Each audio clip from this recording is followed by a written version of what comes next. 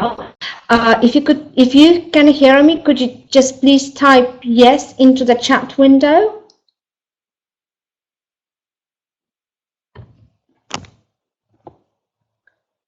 Yes. Okay, fantastic. So hello, everybody. Thank you so much for joining us, for tuning in. I hope our session is going to go today without any potential technical hitches. I am Magda Szewczyk, and for the past 6 years, I've been working with Sue Kay, Von Jones, and Dan Brayshaw on our new publication, which is called Focus.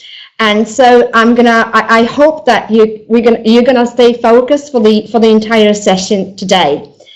I am speaking to you today from Warsaw, which is the capital city of Poland in the Central Europe. Could you let me know where you are from? Could you type into the chat window where you're joining us from? Estonia, Italy, Peru, fantastic. The US, Mexico, Poland, the Czech Republic, wow, Ukraine, Slovakia, from all over the world. Good morning to those in South America. Good evening to those in Europe. It's pitch dark outside, but I hope we're going to have a good time, good 45 minutes. Our webinar today is going to take around 45-50 minutes. And during the webinar, I would like to talk to you about the students that I'm teaching, about the pillars that we based focus on, and I would like to give you a few tricks how to teach vocabulary, grammar, and skills in order to make sure that students retain what we teach them better. So basically, apart from working for Pearson, I'm also very passionate about teaching English, and I'm sure so are you. I would like to start the webinar by asking you to think about the students who you have just taught today in the classes, or you will be teaching today in the classes. What kind of students do you have, and what kind of problems do your students come with to the classrooms? What kind of problems do they have when you think about teaching and them learning English? What sort of problems do they have with English?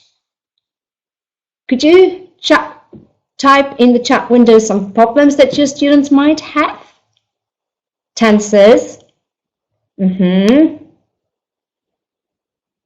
Remembering vocabulary, writing, exactly, remembering whatever we teach is a big problem. Grammar, lack of vocab, speaking for teenagers, communication skills, etc., etc., etc.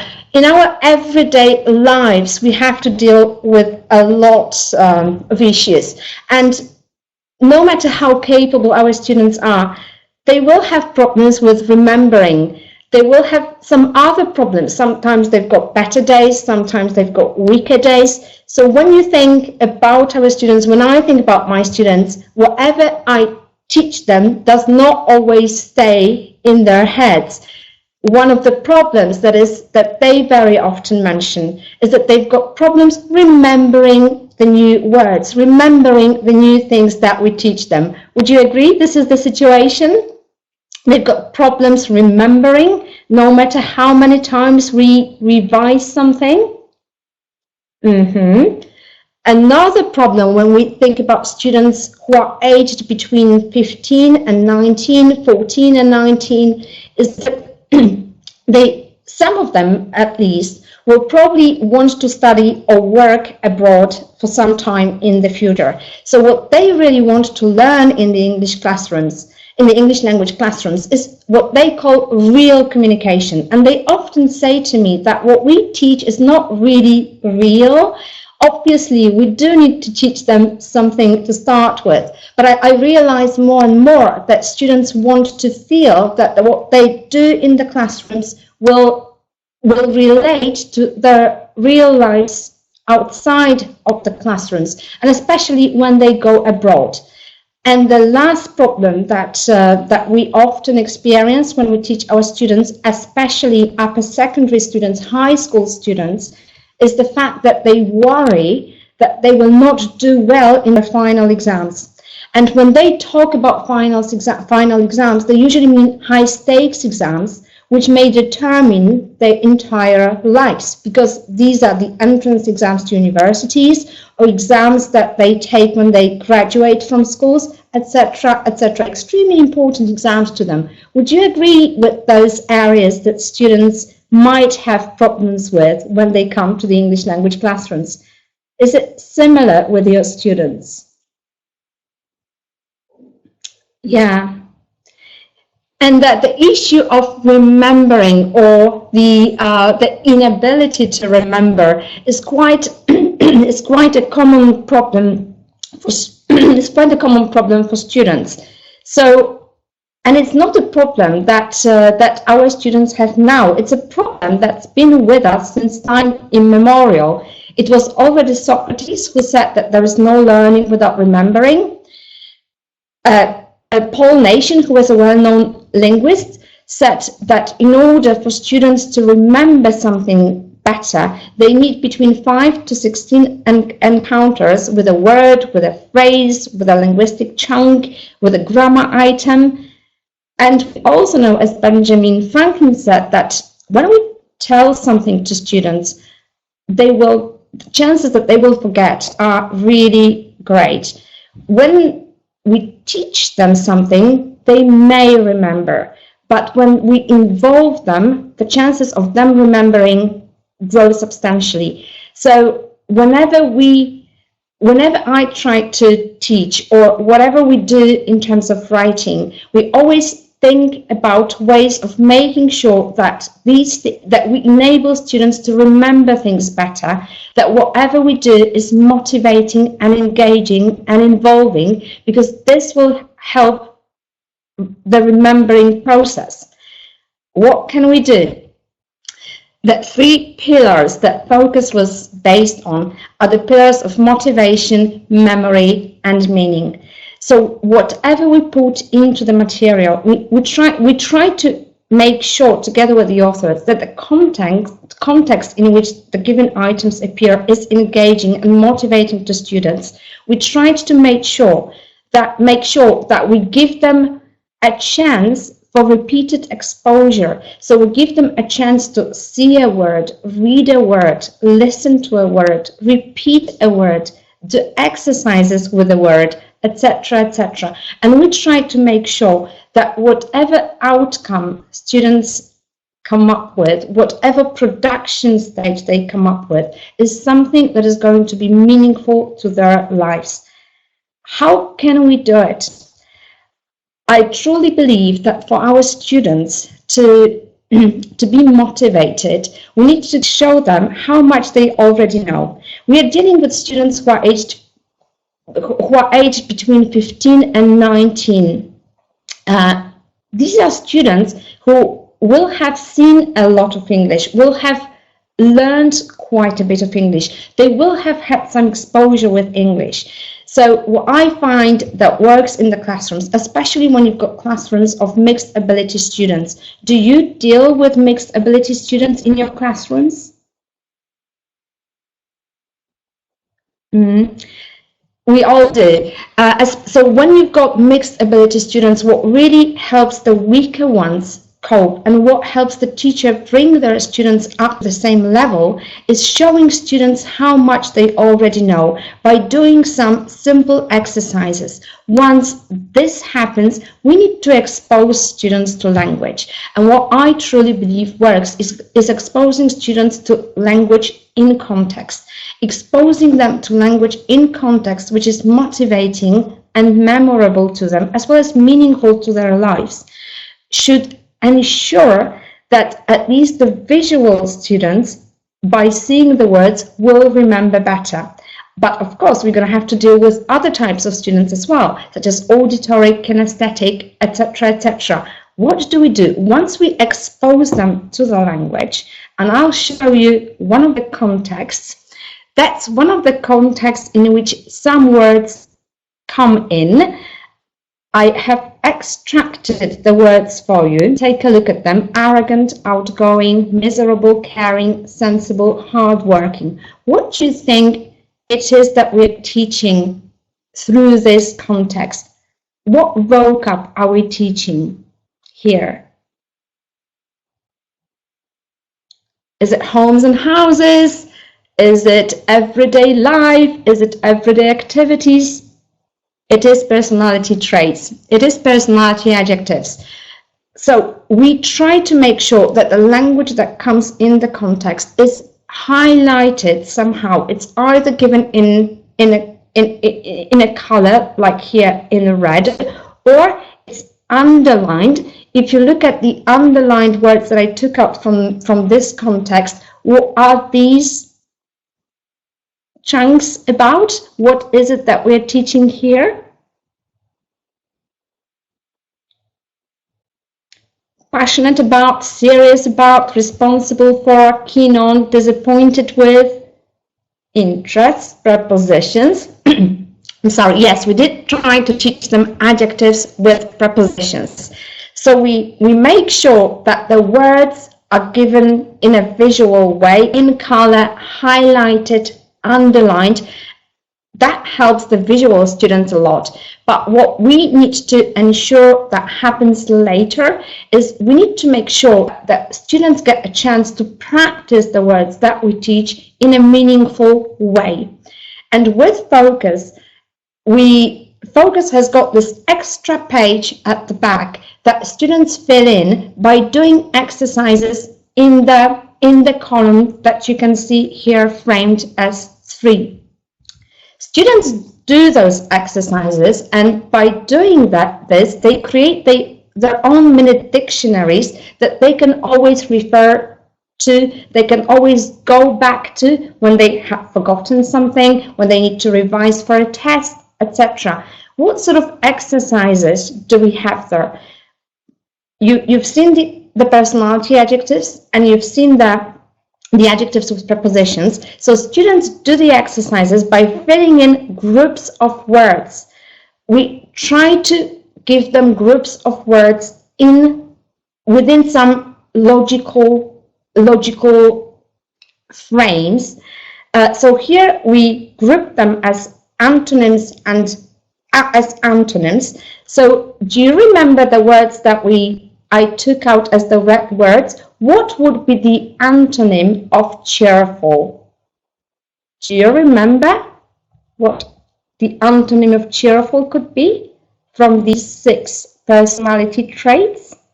It would be sad, but sad is not there. It is miserable. So students filled in, hopefully coming up with a set like this. And what happens then, we make sure that we give the students a chance to repeat every single word that is taught. So on the class CD that comes together with the course, you'll have exercises that ask students to listen and repeat. So what you would have recorded on the CD is the set that you would play for students to repeat. So you would hear something like 1, caring, with a gap for students to say caring. Selfish, with a gap for students to say selfish, etc., etc.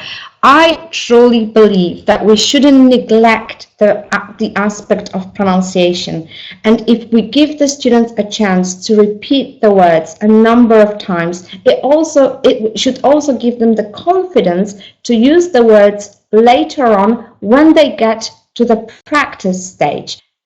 Pronunciation is extremely important. There's no denying that there's a huge difference between the word bear and the word beer. If we look back at the adjectives with prepositions, again, students fill in the exercise in the words, hopefully coming up with a set like this. But what needs to happen then is that the words need to be practiced in a meaningful context for students. In this particular case, these exercises are followed by another exercise, which is the production stage exercise, in which students, first of all, need to fill in the right preposition. Would you tell me what the right prepositions would be? What sort of things are you interested in? What after-school activities are you involved in? What bands and singers are you keen on? So students do the exercise, but if you look at this exercise, would you agree then it would be very easy for students to discuss these questions in pairs once they fill in the prepositions? Would it be easy for students to answer questions? What sort of things are you interested in? What after-school activities are you involved in? Sure, we try to make sure that whatever practice tasks we give our students is something that they can very easily relate to, and is something that they will probably at some point in their lives come across as a real question from a real English language user. That's the aspect that we truly believe in, the aspect of making the exercises, the practice stage, the practice exercises meaningful. What happens then, once we teach them everything, once we show them how much they already know, building up their confidence, showing words in context, practicing all these words, practicing pronunciation, I also believe that we need to give them a chance to show how much they have already learned. So by giving them the chance to test themselves, and if you happen to have access to my English Lab, which is an online workbook that comes together with Focus, as teachers, you'll have plenty of exercises that you can assign to students, and they can, by doing which, they will check how much they have already learned. If it turns out that they fail here or there, you may revise the same structures with them again. But this is the stage of presenting and teaching new vocab. What happens then? We know that students forget very easily, and this is the curve that shows how forgetting works.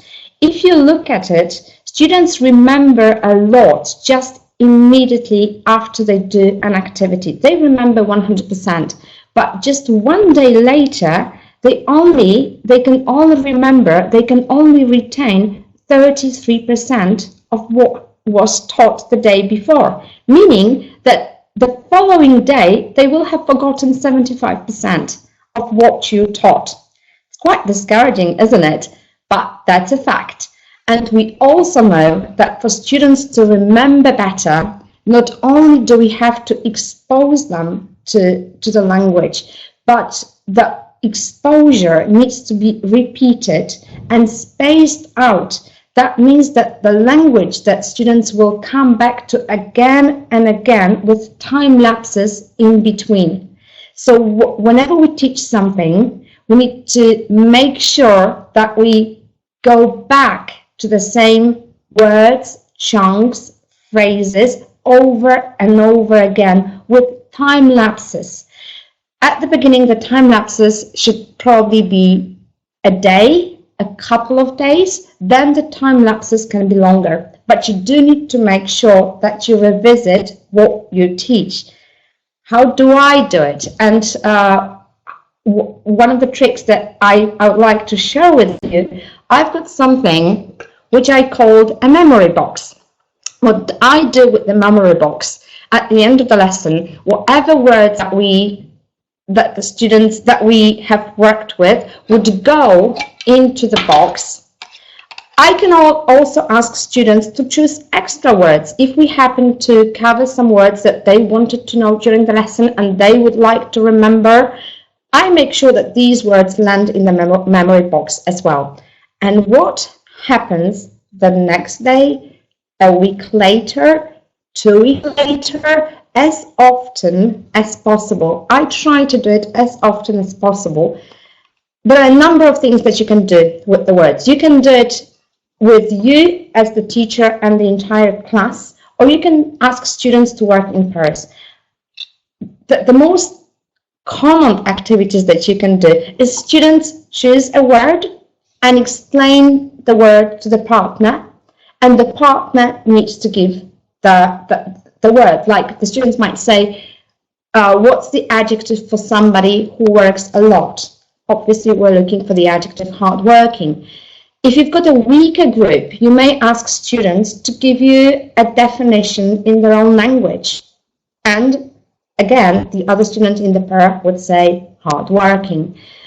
You can ask students to do some more challenging exercises. So a student chooses a word and they have to create a sentence which is logical with the word that he happened to choose. Or even a more challenging activity would be if students choose more than one word, 3, 4, and you ask them to create a sentence with as many of the words as they chose. That's a challenging activity. Some of the sentences may be completely absurd, but it doesn't matter. It makes students think. It makes students put the words in context. It helps them remember in the long run. You can do this, as I said, as a whole class activity. Students can work in pairs. I just make sure that we do it as often as possible.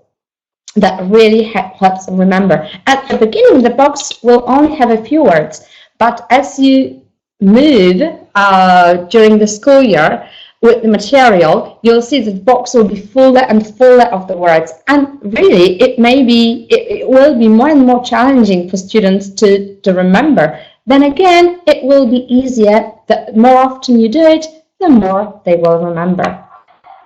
Another thing that I really believe works, which would, it may take a bit of preparation time from you, but I really recommend it and I think it works, is something which I call slips with guidance. I prepare those slips with guidance. These are slightly smaller slips than these, and this is something that I ask students to do in pairs. We usually we tend to have more than 10 students in a group. How many students do you normally teach in a regular group that you teach? How many students do you have? 30, 15, 28, wow, 30, 28, 30. You see, a lot of students. How can we make sure that we ask students to revise the words in a way that, that will help them come up with the right words? There is no way you can monitor every single pair in the classroom. So I give them support and I make sure that they will not stumble and that they will eventually come up with the right definitions. So they get something like that and they work in pairs. One student, this is to revise the adjectives with prepositions. As you can see, I've got a slip for responsible for. One student in the pair sees the gapped sentence and has to come up with the right preposition. The other student sees the sentence filled in with the correct preposition. And this is how they work. I happen to see the blanked sentence and I'm reading, at home, I'm responsible, and I have to come up with the right preposition on taking the rubbish out. And my partner then says, and they will say, until I get the answer wrong. By doing this, I ensure that the students will eventually arrive at the correct answers, which is something that we want. And the more, again, the more often we do it, the more we do it, the more likely it will be that they will remember at some point. I recommend this. If you do not, it takes a bit of time to prepare them, but it's really worth it. And the trick is to create sentences that will also be meaningful to the students' lives. So not only do they have to do it, but I can then ask them to discuss those sentences in pairs.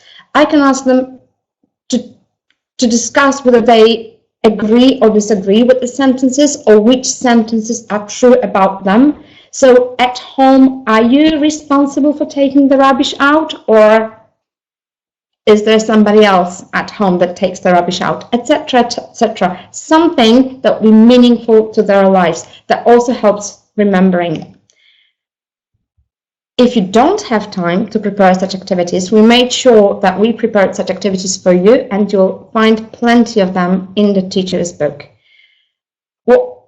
What other activities I do with vocabulary? Something that I found works with students and they love doing it is the taboo activity, in which, again, the words that we put into the memory box, I create a set of words that I don't want students to use when explaining a given word to the other student in the pair. So, for example, this is crime, obviously here. Somebody gets the word evidence and they have to explain it to the partner without using the words crime, criminal, or things.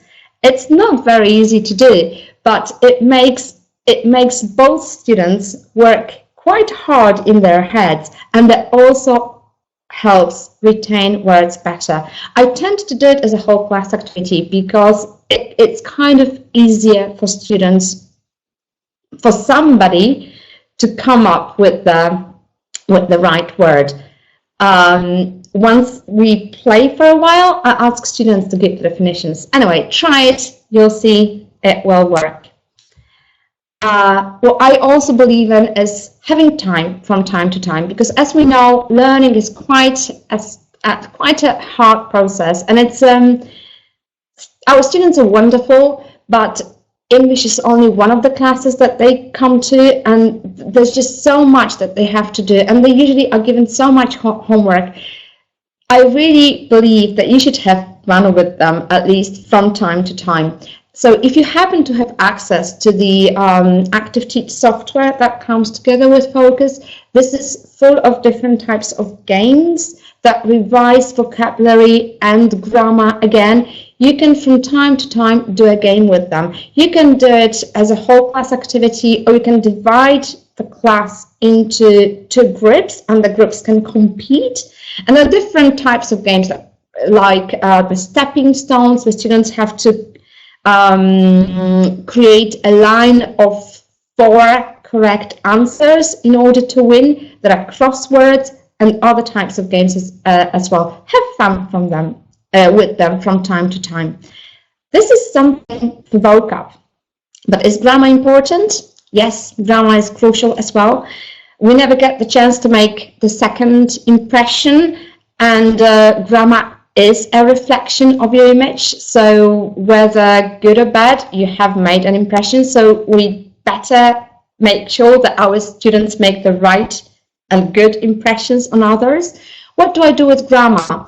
As with vocab, I believe in presenting, in showing students how much they already know in order to build their confidence. I tend to revise simple forms before we do more difficult forms. Then I make sure that they see the grammar in context, they do meaningful exercises, and then they get the chance to show how much they have already learned. To check themselves again, my English Lab is the right place to go for these types of exercises.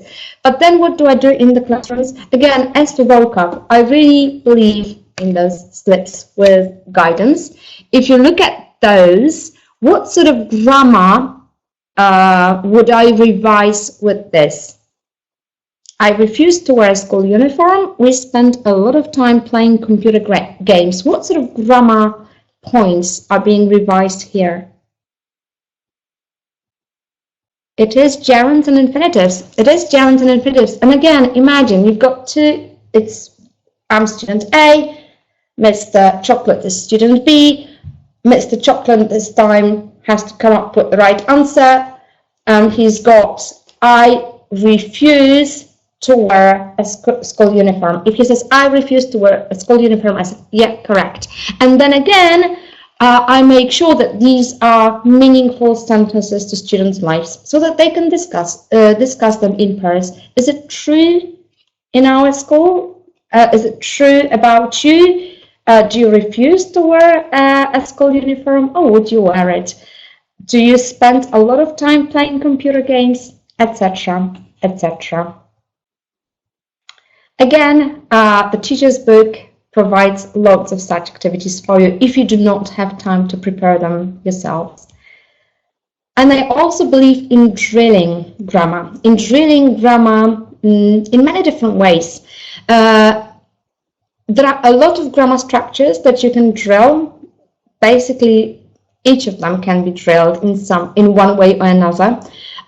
Here we would be drilling the second conditional, and once we have learned the form and once we have learned when the second conditional is used, I would ask students to come up with 3 options for themselves when finishing sentences that I would give the beginning of to them. So if I give them the beginning of a sentence, like if I had a lot of money, I ask them to complete it with 3 possible options, 2 of which would be true about them and 1 of which would be false about them.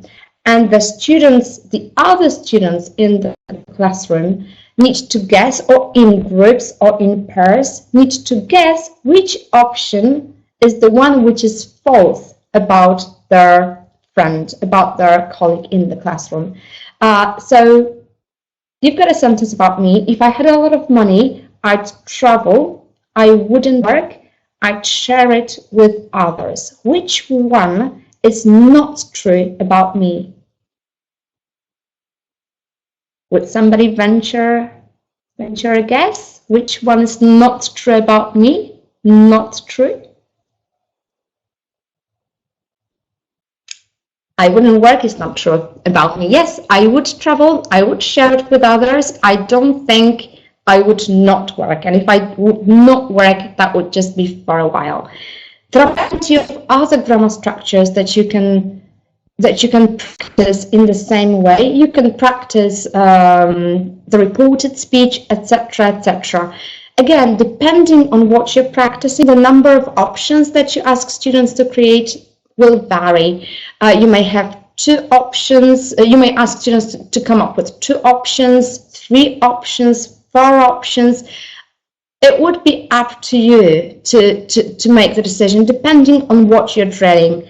Yesterday, here, the reported speech, yesterday I found out, or I was told, that I would not have to work today, or I would have to work today. Again, students decide which option is true, which option is not true about their partner in pairs. The fact that they do something true about themselves, about each other, and they can guess what is true or not true about somebody that they know, is something quite motivating and engaging. They are doing something meaningful to their lives. It's not about anybody in the world, it's about them.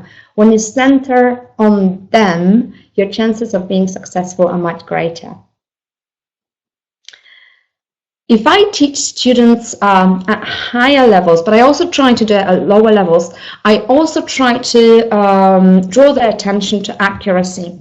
So yeah, we drill the forms. I kind of make sure that they got the point, but then I try to show them the same sentence by changing simple things like adverbs here. And what they have to do is complete the same sentence, but with different forms, because the adverbs have changed. What this does, it helps them realize, okay, it really makes them think.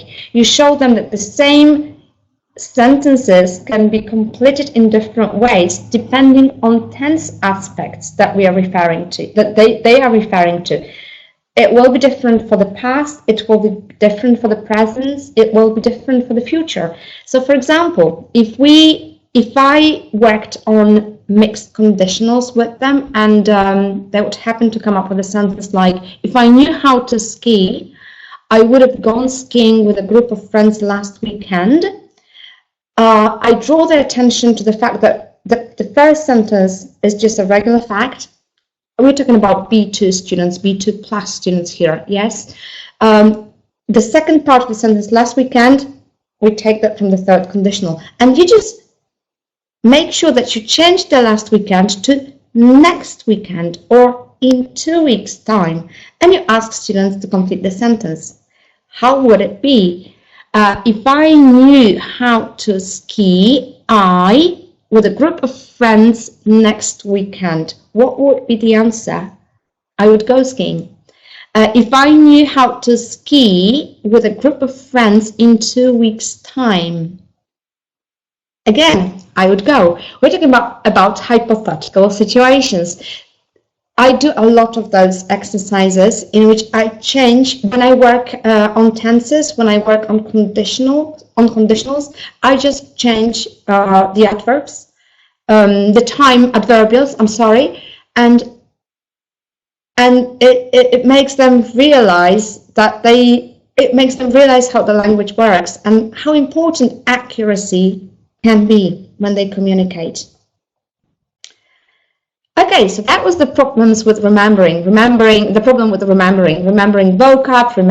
remembering grammar, but we also said that our students often want to learn real communication. They want to learn something that they could use in everyday life when they work abroad, when they travel abroad, etc. How can we do it? We can have a regular speaking lesson during which we teach them the phrases. We make sure that they practice dialogues. We make sure that they invent dialogues, create their dialogues with the language that you teach them. But what we also prepared, and I tried that, and I found that students enjoyed it, is we produced short films. I think working with films helps. Students love watching films. The films are very short, maximum 2 minutes long. And there are always two people in those films, and there is a reason for it. So what happens, how do I work with these films? You can show students a screen grab first and ask them, what do you think we'll be watching? What do you think you will see in the film? So if you saw a screen grab like this, where do you think the people are? You ask students very simple questions. What do you think they are? Where are they? They're in a shop. What kind of a shop are they in? They could be in a shopping center or in a shopping mall. A clothes shop. What do you think they are talking about? What do you think they are talking about? The price, the size, etc. You kind of arouse their interest by that. What you can do is you can also play the whole film. They are maximum 2 minutes long, so it's not going to take too much of your time. You play the whole film, but in a silent way, so they do not really hear what is being said. And then you ask them, where are they? Who are they? What do you think they are talking about? This is how you arouse their interest, how you make them interested in the material. And then I would play the film and do some other types of exercises. You can play the film, the clip, with the subtitles on for weaker students or without the subtitles on for stronger students, and stop the clip at some places and ask, what do you think is going to be said next? Or do you remember what was just said? So, for example, if you see the answer, if you hear or see, if you play it with the subtitles on, the answer 29.99, what do you think was the question that preceded this answer? What do you think the question was? How much does it cost? How much is it? Etc., etc. You can play the entire clip, again, with the subtitles on or with the subtitles off, and ask them how much they can remember. You can divide them into two groups and ask them to write down how much they can remember, and we can see which group wins. A bit of competition in the exercises helps a lot as well. You can play the entire clip and ask students some specific questions. So what size did she want? What color did she want? Did they have it in this size? How much was it? Did she take it? Etc. etc. And this would be the presentation stage. This is how you would present the language to them. But how do we make sure that we practice the language that we have just presented to our students? These films are followed by two tiny clips in which each of the roles in this situation, the role of the customer and the role of the shop assistant, would be played by, in this case, the lady that you can see. What happens is that the lady says something, and then there is a gap for students to say what the other person, in this case, the shop assistant, would say. Okay? You would see the subtitles on the screen, so it would be very easy for students to follow. Okay, imagine I'm gonna be the lady, I'm gonna be the customer, you're the shop assistant, okay? And Mr. Chocolate is our shop assistant. He represents our students here. I would like to take part in this activity and see for yourself, so that you can see for yourselves how it works. I'm the customer and I start. Do you have a purple top in size 10, please? And then students read what is in red. Okay? And we go like that. Okay, let's try it. Do you have a purple top in a size 10, please?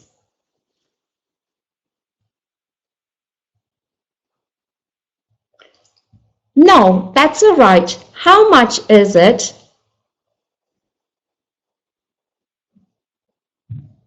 It's a present, so if it doesn't fit, can I get a refund? And so on, so on. The more you practice it, the more the students will remember, and the more automatic their responses will become. And then it's going to be easy for them to do this in real life, because they will have practiced the similar situations in the classrooms. We've got plenty of such films, functional, situational films. Try them. I think students might enjoy them. Some other skills that you mentioned as being problematic to students: writing. Yes, they have problems with writing, and what I try to do is I try to expose them to as much writing as possible. I try to expose them to as many model texts as possible. There's no other way in which you can teach writing. Well, I try to make sure that we also do a lot of the useful language that we cover a lot of the useful language that they will then use in their writing. But what I believe is extremely important is when you ask students to create a piece of writing as a follow-up activity at home, I give them guidance for what it is that they need to check before they actually hand their piece of writing into me. So I make sure that I tell them, make sure that you've got full stops at the end of the sentences. Make sure that you cover all the points that you are expected to cover. Make sure that you've got the text divided into nice paragraphs. And I tell them, I want your text to be divided into 3 paragraphs: introduction, the main text, and the conclusion. Make sure then go through the grammar again. Go through the words again, look at the spelling, etc. I give them a list of 5-6 things that I want them to check before they hand it in. They can ask a friend to check it for them. They can ask anybody. I just want to make sure that they go through this stage. That gives them the confidence that once they hand something in, the chances that they will get a better grade are much greater. It also helps make sure, it also ensures that they look at the text more than once, which really helps because it makes them focus better. It makes them concentrate on the text. So make sure that you give them a short checklist that they will go through before they hand the piece of writing in. Well, I also, I'm sorry.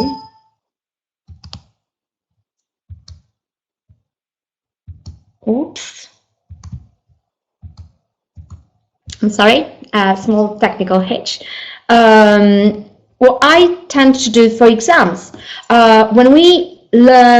when students learn for exams, or I teach for exams, I tend to go back to the model text sometime later and ask them to fill in model text, which I would gap with the words that they think fill the text incorrectly. So for example, here we would work on an email, and the words that I would ask them to fill in is, I hope, I'm writing to tell you, I can't wait to see you, etc., etc. It all depends on what kind of text it is that you would be working with the students on. If you were working on a letter of complaint, you might blank things like, I'm writing in order to complain about blah, blah, blah. I would expect you to blah. Depends on what it is that you want to test. There are a lot of possibilities there, and I did notice that it helps students a lot. It helps them remember the phrases that are likely to appear in exams later on. You can, instead of blanking the text, you can blank it and give the translation if you want to make it a little bit easier for students. That works as well, especially for students at lower levels. The third problem that I mentioned when we started the session that I experienced with my students is that they fear that they will not do well in exams. What can we do? You have to make sure that you practice and practice and practice with them as much as possible. So every now and then, give them some typical exam task types to do, and go through the task types, explain potential mistakes, do the same things over and over again. There is no other way of getting students familiar with exam task types. Do as much of it as possible. And the last trick that I would like to say, whatever you do with your students, just make sure that you love what you do. Because really, when we teach others, we also teach ourselves. So when you love what you do, you'll put a lot of love into it, and the students will feel it. And that will make their learning a lot easier. So thank you so much. I'm going to take questions in a minute, but before I do, I would like to say that Sue Kay and Ron Jones will be touring South America in 2017. So if you want to meet the brains behind Focus in the next few months, May probably, go to the sessions and meet Sue and Ron in person. Thank you so much for staying for 48 minutes. If you happen to have any questions now, I believe that we've got a few minutes that we can spend answering them.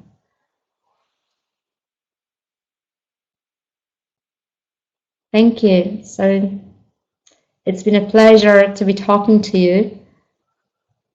Oh yes, you'll get the presentation and a certificate within the next couple of days. So you will get an email in which you'll get the certificates and the slides.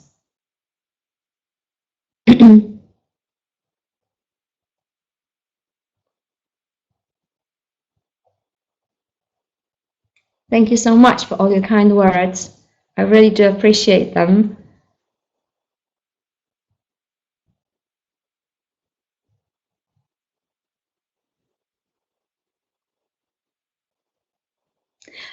Anyway, if you do happen to have any questions at any time, just do contact your personal representatives or write to us. My email address is magdalena.szewczyk pearson.com. I'll try to answer as many questions as possible. Thank you so much for participating. Have a very good day or a very good evening, and have fun with your students. Love what you do. See you in the future. Thank you. Bye.